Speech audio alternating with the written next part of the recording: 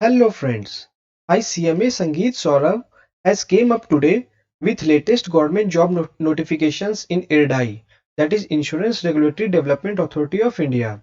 But before that, if you are new to our channel, then please like the video, share the video and subscribe our channel so that you don't miss a single government job alert. Telegram channel link has been provided at the description of this video. Please join the Telegram channel to receive latest updates on government vacancies. साथ ही साथ video के description में IRDA की recruitment notification डाल दी गई है। तो चलिए शुरू करते हैं।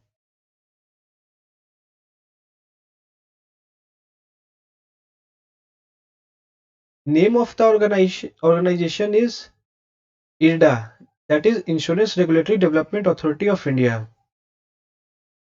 ये नोटिफिकेशन आज की आई हुई है, यानी 11th of April 2023 की नोटिफिकेशन है, यानी आज ही ये नोटिफिकेशन आउट हुई है। And the last date of application is 10th of May 2023 और पोस्ट का नाम है असिस्टेंट मैनेजर। एक बार कंपनी का थोड़ा ब्रीफ बैकग्राउंड देख ले। ऑर्गेनाइजेशन का बैकग्राउंड क्या है।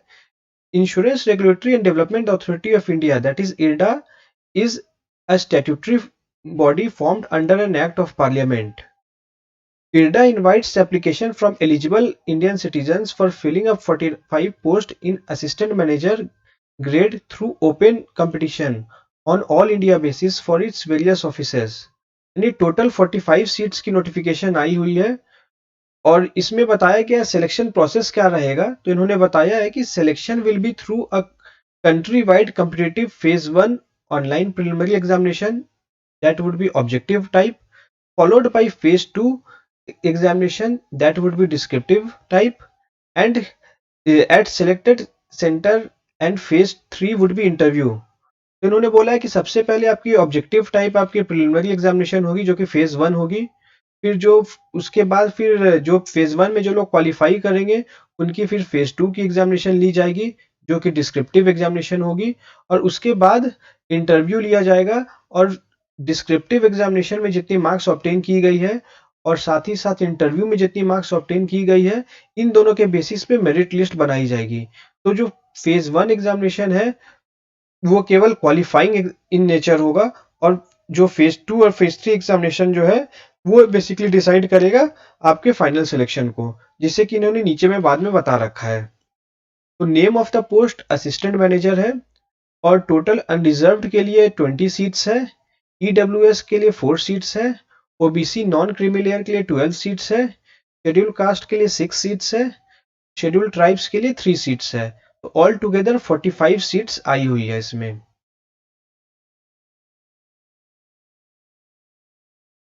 और the tentative schedule of recruitment is given below. तो उन्होंने बताया है कि website link open for online recruitment, registration of application and payment of examination fee is 11th of April, यानी आज से एप्लीकेशन भराना स्टार्ट हो चुकी है 11th of April 2023 से, और last date of submission of examination form है 10th of May 2023। और ऑनलाइन एग्जामिनेशन जो फर्स्ट फेज 1 एग्जामिनेशन वो कब होगी, तो इन्होंने बोला है कि will be informed in the due course, कि बाद में इन्फॉर्म कर लिया जाएगा कि आपकी फेज 1 एग्जामिनेशन कब होगी। और साथ में इन्होंने बताया कि application shall be submitted only online mode through IRDAI website, that is www.irdai.gov.in.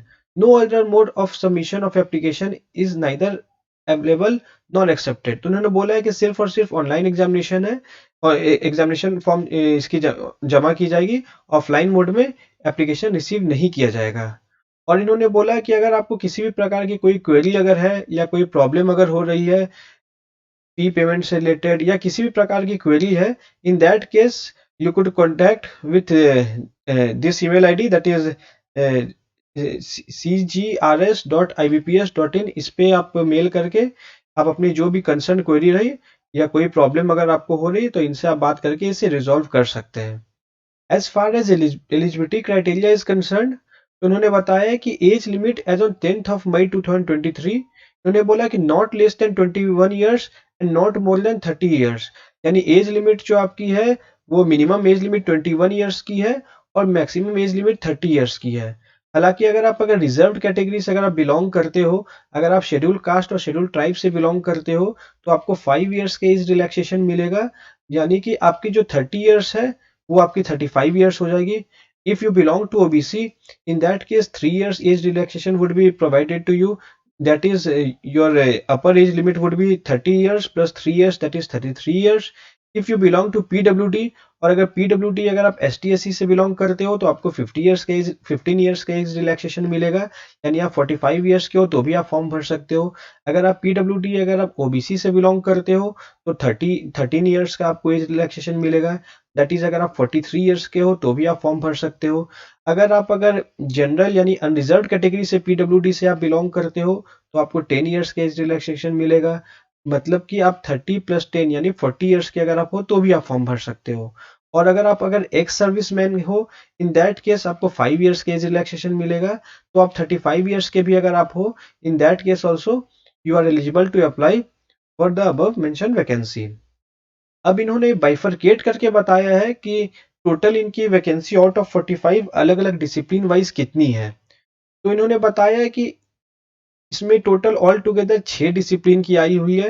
Actuarial की आई हुई है, फाइनेंस की आई हुई है, लॉ की आई हुई है, आईटी की आई हुई है, रिसर्च की आई हुई है और जर्नलिस्ट की आई हुई है. तो as far as finance is concern, तो फाइनेंस में टोटल 5 नंबर ऑफ पोस्ट है, और इसमें जो क्वालिफिकेशन रिक्वायर्ड है, that is graduation with minimum 60% marks and ACA, AICWA, ACMA, ACS और CFA. इसका मतलब इन्होंने बोला है कि आपका ग्रेजुएशन मिनिमम फर्स्ट डिवीजन होना चाहिए, एंड यानी इसके साथ साथ आपको associate membership of institute of chartered accountants of India होनी चाहिए, या associate membership of institute of cost accountants of India, या फिर institute of company secretary of India, या फिर CFA. यानी अगर आपके अगर ग्रेजुएशन में अगर फर्स्ट डिवीजन नहीं है, तो फिर आप इस फॉर्म को भरने के लिए आप एलिजिबल नहीं हो.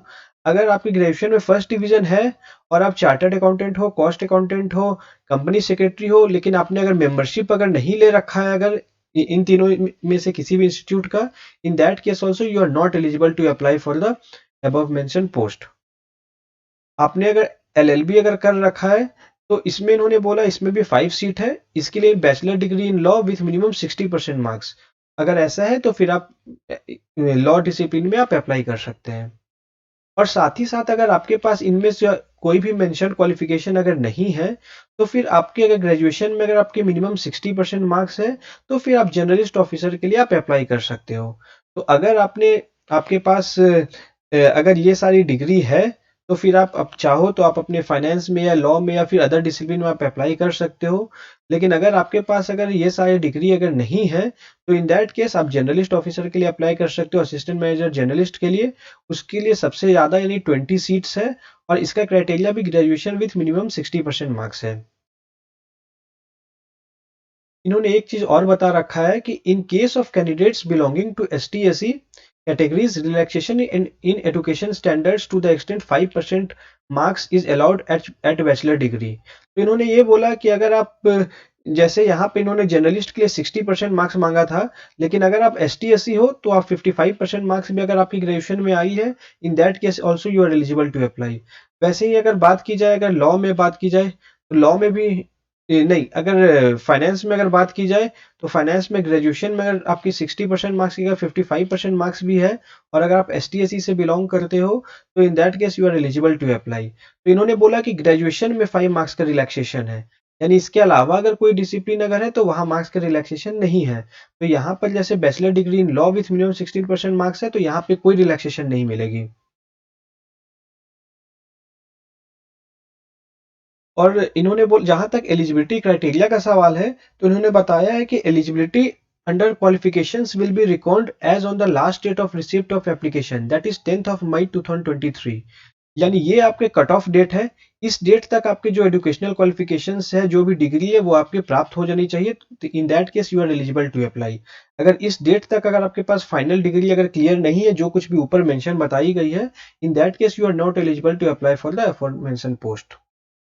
जहां तक सिलेक्शन प्रोसेस का सवाल है, तो इन्होंने बताया है कि सिलेक्शन प्रोसेस 3 फेज में होगी. पहले फेज 1 होगी जो कि ऑनलाइन प्रिलिमिनरी एग्जामिनेशन होगी, फिर फेज 2 एग्जामिनेशन होगा जो कि डिस्क्रिप्टिव होगा, और फेज 3 इंटरव्यू होगा. तो इन्होंने डिटेल से बताया कि फेज 1 एग्जामिनेशन की डिटेल्स क्या है। इन्होंने बोला कि examination would be objective type. This is a qualifying examination to be eligible for phase 2 descriptive examination, that is descriptive examination. Through this, candidates for actuarial, finance, law, IT, research streams, and general stream shall be shortlisted separately for phase 2. Descriptive examinations as per standard to be decided separately by IRDAI. Approximately 20 times the number of vacancies shall be subject to availability. Marks secured in phase 1 on the online preliminary examination will not be counted for interview और final selection. तो इन्होंने बोला है कि जो preliminary आपका जो phase 1 examination होगा वो सिर्फ क्वालिफाइंग इन नेचर होगा, उसका आपका फाइनल सिलेक्शन में आपका वो मार्क्स को ऐड नहीं किया जाएगा। लेकिन आपको ये एग्जामिनेशन फेज 1 पास करना मैंडेटरी है। अगर आप फेज 1 एग्जामिनेशन अगर आप क्रैक करते हो जो कि ऑब्जेक्टिव इन नेचर है, उसके बाद ही आप फेज 2 एग्जामिनेशन के लिए यानी डिस्क्रिप्टिव एग्जामिनेशन के लिए आप एप्लीकेबल होगे। और इन्होंने बोला है कि अप्रोक्सीमेटली जितने नंबर ऑफ सीट्स है उसके 20 टाइम्स जो है वे लोग शॉर्टलिस्ट करेंगे for the purpose of phase 2 examination. मतलब कि अगर फाइनेंस में अगर 5 सीट्स अगर है तो 5 इंटू 20 दैट इज 100 कैंडिडेट। तो इन लोग फेज 2 एग्जामिनेशन में 100 नंबर ऑफ कैंडिडेट को शॉर्टलिस्ट कर सकते हैं। और जहां तक डिस्क्रिप्टिव एग्जामिनेशन का सवाल है तो इन्होंने बोला है कि कंप्राइजिंग ऑफ 3 पेपर, और इसका डिटेल नीचे में बता रखा है इन्होंने कि ये पेपर 1, पेपर 2 और पेपर 3 क्या है। और फेज 2 एग्जामिनेशन के बाद फाइनल फिर होगी आपकी इंटरव्यू जो कि आपकी फाइनल होगी। Candidates for actuarial, finance, law, IT, research and general stream shall be shortlisted for phase 3, that is interview based on the aggregate marks obtained in paper 1, 2 and 3 of phase 2। यानी phase 2 examination जो है वो 3 part में divided है जो कि नीचे में बताया गया है। तो उस 3 पार्ट में आपके जितने मार्क्स आए हैं उस बेसिस पे आपको डिसाइड की जाएगी, आपको इंटरव्यू के लिए कॉल किया जाएगा। और फाइनल सिलेक्शन जो है आपका वो फेज 2 एग्जामिनेशन प्लस इंटरव्यू जो कि फेज 3 है, दोनों का ऐड करके कैटेगरी वाइज आपकी मेरिट लिस्ट बनाई जाएगी। Final selection shall be based on the performance and merit of the candidates under respective stream in phase 2. Descriptive examination and phase 2 interview taken together. अच्छा, अब जहां तक फेज 1 का के सिलेबस का सवाल है तो उन्होंने बोला है कि there will be 4 test of objectives type as under. तो उन्होंने बोला है कि फेज 1 में क्या क्या चीज पूछी जाएगी। तो इन्होंने 4 पार्ट बता रखा है। पहला रीजनिंग रहेगा जिसका total number of question would be 40 and the maximum marks would be 40। English language के भी 40 क्वेश्चंस रहेंगे, 1 marks each, that is 40। General awareness के भी 40 क्वेश्चंस रहेंगे और क्वांटिटेटिव एप्टीट्यूड्स के भी 40 क्वेश्चंस रहेंगे। तो ऑल टुगेदर 160 क्वेश्चंस रहेंगे, 1 marks each, that is 160 marks के क्वेश्चन रहेंगे। और कंपोजिट टाइम आपको 90 मिनट्स का दिया जाएगा, दैट इज 1.5 आवर, 1.5 घंटे का टाइम आपको दिया जाएगा इसे बनाने के लिए। A candidate has to qualify in each of the 4 objective tests separately and also in aggregate as per cutoff of each test and in aggregate to be decided by IRDAI. Separate cutoff may also be applied for each of the specialized stream and general stream. तो इन्होंने ऐसा बता रखा है कि आपको individual में भी आपको सारे कैटेगरी में जैसे आपके पेपर 1, पेपर 2, पेपर 3, पेपर 4 तो इंडिविजुअल में भी आपको पास करना है और एग्रीगेट में भी आपको पास करना है। In that case only you would be eligible for shortlisting to the phase 2 examination. जहां तक नेगेटिव मार्किंग का सवाल है तो इन्होंने बताया कि there will be negative marks for wrong answers in the objective test. तो 1/4 marks will be deducted for each wrong answer. तो आपकी 1/4 मार्क्स यानी 0.25 मार्क्स आपकी जो है वो नेगेटिव मार्किंग आपकी होगी। और इन्होंने बता रखा है कि the corrected score so obtained by candidate are made equivalent to take care of minor difference in difficulty level if any in case of objective test held in different sessions to arrive at the equated scores। ये इन्होंने एक बहुत important बात बता रखा है। इन्होंने बोला है कि एग्जामिनेशन अगर डिफरेंट अगर आपके सेशन में अगर हो रहे हैं, अगर सेशन 1, सेशन 2 इस तरह करके अलग अलग सेशन में अगर एग्जामिनेशन हो रहे हैं तो क्वाइट ऑब्वियस सी बात है कि क्वेश्चंस तो सेम रहेंगे नहीं। तो सेशन 1 के क्वेश्चन अलग रहेंगे, सेशन 2 के क्वेश्चन अलग रहेंगे और मल्टीपल जितने भी सेशन में अगर एग्जामिनेशन अगर लेते हैं तो उनके क्वेश्चंस अलग-अलग रहेंगे। तो इट्स क्वाइट ऑब्वियस कि क्वेश्चन अगर अलग रहेंगे तो there might be the possibility कि किसी सेशन के पेपर थोड़ा टफ आ सकते हैं, किसी सेशन के पेपर थोड़े ईज़ी आ सकते हैं। इन दैट केस इन्होंने बता रखा है कि इसमें नॉर्मलाइजेशन किया जा सकता है इन ऑर्डर टू इक्वेट कि आपके सारे सेशन के जो आपके जो मार्क्स ऑब्टेन हो रहे हैं किसी कैंडिडेट को वो इक्विवेलेंट बराबर पे ही आ जाए। तो उन्होंने अपने राइट रिजर्व कर रखा है कि ये लोग मार्क्स को नॉर्मलाइजेशन भी कर सकते हैं, जैसे कि रेलवे में, एसएससी में और बहुत सारी गवर्नमेंट एग्जामिनेशन में जहाँ पे सेशन में एग्जामिनेशन लिया जाता है अलग-अलग सेशन में, वहाँ पे नॉर्मलाइजेशन किया जाता है। तो यहाँ पर भी इन्होंने बता रखा है कि अगर मल्टीपल सेशन में एग्जामिनेशन अगर ली जाती है और अगर डिफिकल्टी लेवल में थोड़ी डिफरेंस अगर माइनर डिफरेंस अगर आ जाती है अलग-अलग सेशन में, इन दैट केस आपके मार्क्स को नॉर्मलाइजेशन किया जा सकता है और उस नॉर्मलाइजेशन करके आपका फाइनल इक्वेटेड स्कोर आपका निकाला जाएगा। जहाँ तक फेज 2 एग्जामिनेशन का सवाल है जो कि डिस्क्रिप्टिव पेपर है, तो इस पे इन्होंने बताया है कि इस पे टोटल 3 पेपर 1, पेपर 2 और पेपर 3 3 अलग-अलग आपके पेपर में एग्जामिनेशन इसकी ली जाएगी। और इन्होंने बताया है कि इसमें आपके एक पेपर रहेगी English, paper 1, paper 2 would be economic and social issues impacting insurance and paper 3 would B insurance and management. और जहां तक टाइप ऑफ पेपर का सवाल है तो उन्होंने बता रखा है कि descriptive question will appear on screen and answers has to be written on answer sheets. तो इन्होंने बोला है कि आपके स्क्रीन पे यानी कंप्यूटर पे आपके क्वेश्चंस आएंगे और उसके आंसर जो है वो आपको आंसर शीट में करने हैं, ना कि कंप्यूटर में। यानी आपको हार्ड कॉपी दिया जाएगा और क्वेश्चंस आपको कंप्यूटर से देख के आपको हार्ड कॉपी पे, फिजिकल कॉपी पे आपको देख के उस क्वेश्चन को आपको सॉल्व करनी पड़ेगी। और जहां तक मार्क्स का सवाल है तो इंग्लिश में there would be all together 100 marks, economic and social issues impacting insurance में 100 मार्क्स के होंगे पेपर और इंश्योरेंस एंड मैनेजमेंट के भी 100 मार्क्स के होंगे। यानी टोटल आपके डिस्क्रिप्टिव पेपर फेज 2 की जो है दैट वुड बी 300 मार्क्स।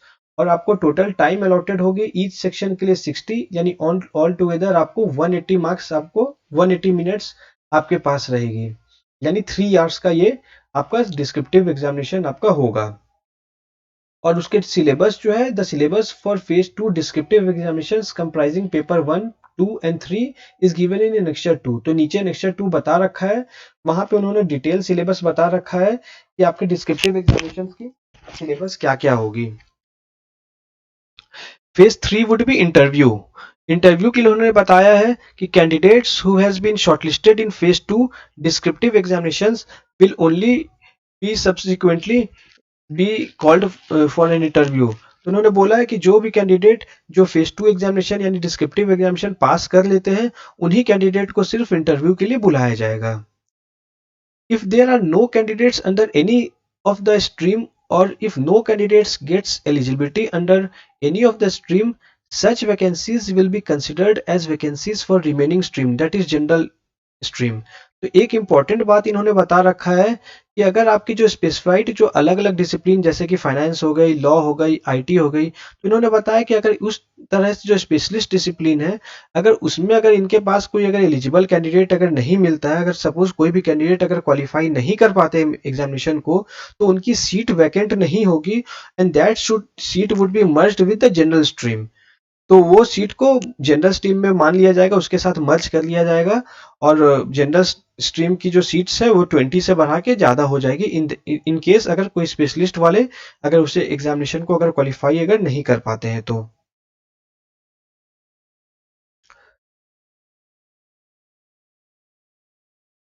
और जैसा कि मैंने पहले ही बता रखा है कि descriptive examinations and interview taken together that is the combined score in order of merit. तो आपकी जो फेज 1 एग्जामिनेशन जो है that is basically qualifying nature, वो सिर्फ आपको क्वालिफाई करना है ताकि आप फेज 2 एग्जामिनेशन के लिए यानी डिस्क्रिप्टिव के लिए आप अपियर कर पाओ। लेकिन आपने जो फेज 2 एग्जामिनेशन जो है that is a descriptive examination, उसमें आपने जितना मार्क्स लाया और फेज 3 यानी इंटरव्यू में जितना मार्क्स लाया, दोनों के मार्क्स को कंबाइंड करके जोड़ के आपकी फाइनल मेरिट लिस्ट बनाई जाएगी कैटेगरी वाइज, डिसिप्लिन वाइज, और उस बेसिस पे आपका फाइनल सिलेक्शन किया जाएगा। The weightage of phase 2 descriptive examination and interview will be 85:15. The combined final score of candidates shall be arrived at on the basis of scores obtained by candidates in phase 2 descriptive examination and interview under each stream। तो इन्होंने बोला है कि interview descriptive examination और interview के बीच का weightage जो होगा दैट विल बी 85:15, यानी आपका डिस्क्रिप्टिव एग्जामिनेशन का जो वेटेज होगा वो 85% होगा और इंटरव्यू का वेटेज 15% होगा। और इन दोनों पे आपने जितना मार्क्स ला रखा है उस बेसिस पे फाइनल मेरिट लिस्ट बना के आपकी फाइनल सिलेक्शन की जाएगी।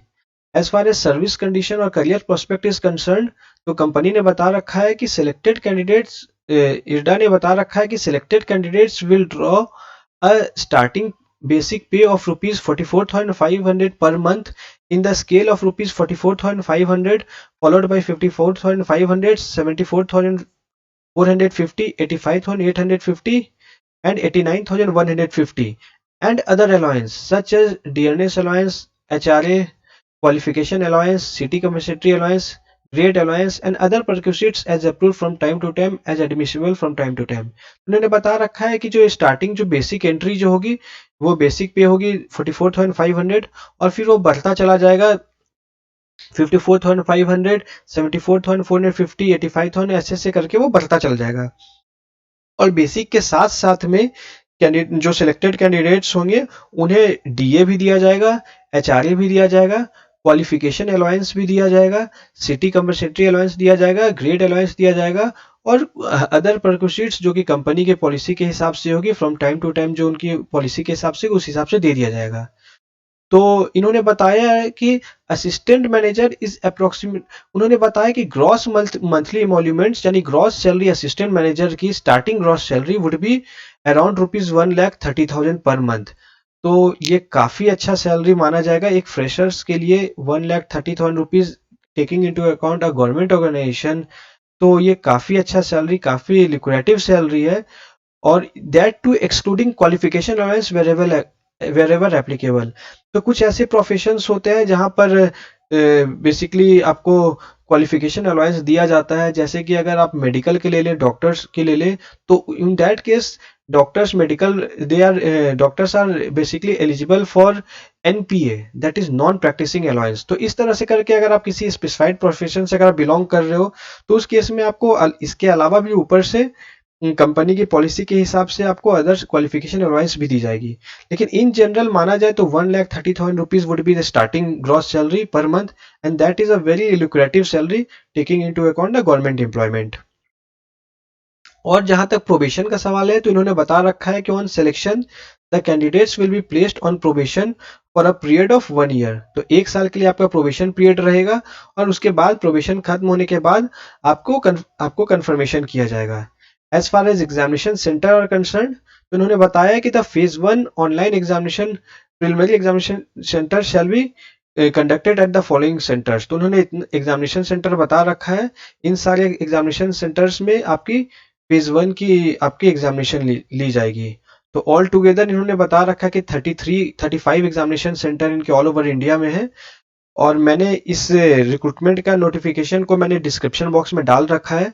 इसके ऊपर अगर आपको कोई डिटेल वगैरह चाहिए होगा तो डिस्क्रिप्शन बॉक्स में आप जाएं और वहां से आप सारे डिटेल वगैरह इस नोटिफिकेशन को आप डाउनलोड भी कर सकते हो।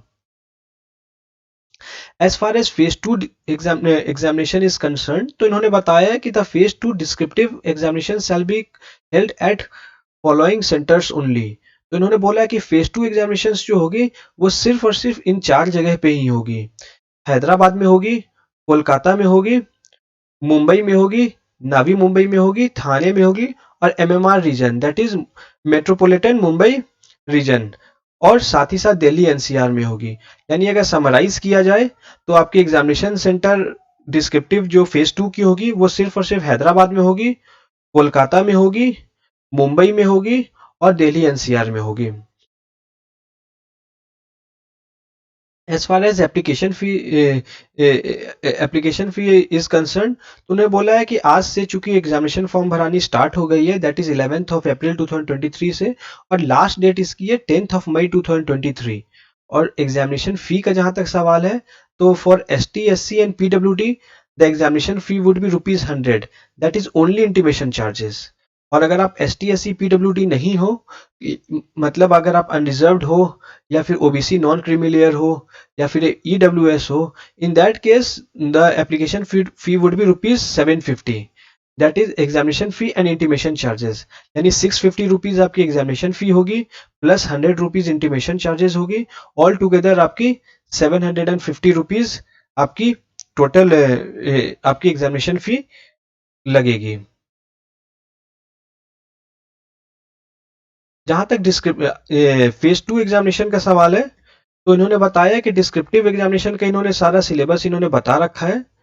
तो इन्होंने बताया है कि डिस्क्रिप्टिव एग्जामिनेशंस जो होगी तो उसमें उनके 3 पार्ट में डिवाइडेड होगी।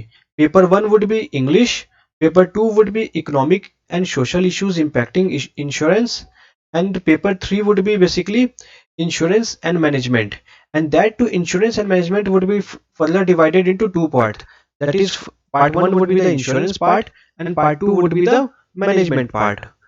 तो आइए एक एक करके डिटेल में देखें इनके इन्होंने डिस्क्रिप्टिव एग्जामिनेशन के इन्होंने सिलेबस क्या दे रखा है। तो इन्होंने बोला है कि इंग्लिश में जो सिलेबस होगी tentative syllabus, that would comprise of essay, precis writing and comprehension and business office correspondences. यानी बेसिकली आपका आप बोल सकते हैं एक तरह से आपकी ड्राफ्टिंग बोल सकते हैं, ऑफिस ड्राफ्टिंग या फिर लीगल ड्राफ्टिंग, सारी ड्राफ्टिंग इसमें कवर अप हो जाएंगे, ऑफिस कॉरेस्पॉन्डेंस वगैरह। As far as paper 2 is concerned, तो पेपर 2 है economic and social issues impacting insurance.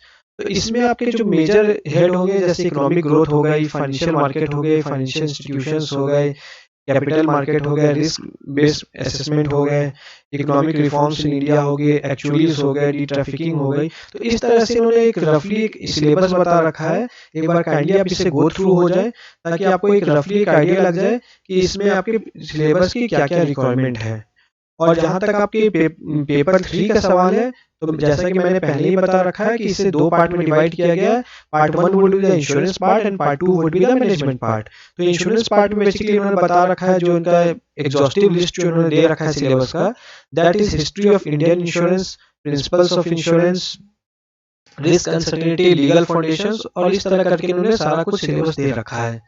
जहां तक मैनेजमेंट का सवाल है, तो इन्होंने मैनेजमेंट में एक जनरल इन्होंने मैनेजमेंट के सिलेबस दे रखा है, जैसे कि planning, organisation, staffing, directing, controlling. Basically ये वो सारा सिलेबस है जो कि अगर कॉमर्स ग्रेजुएट हो तो आपने क्लास 11 में बिजनेस स्टडीज में जो आपने पढ़ रखा है, तो बेसिकली ये सिलेबस में सारा वही कुछ है। फिर लीडरशिप हो गई, ह्यूमन रिसोर्स डेवलपमेंट हो गई, परफॉर्मेंस अप्रेजल हो गई, मोटिवेशन, मोरल एंड इंसेंटिव्स हो गई, कम्युनिकेशंस हो गई, रूल ऑफ इंफॉर्मेशन टेक्नोलॉजी हो गई, कॉर्पोरेट गवर्नेंस हो गई। तो ये सारे सिलेबस जो है ये आपके डिस्क्रिप्टिव एग्जामिनेशंस के सिलेबस है। Friends, this is government job updates as of now. Very soon I'll come up with another government job vacancies. Till then, take care and subscribe our channel. Thank you.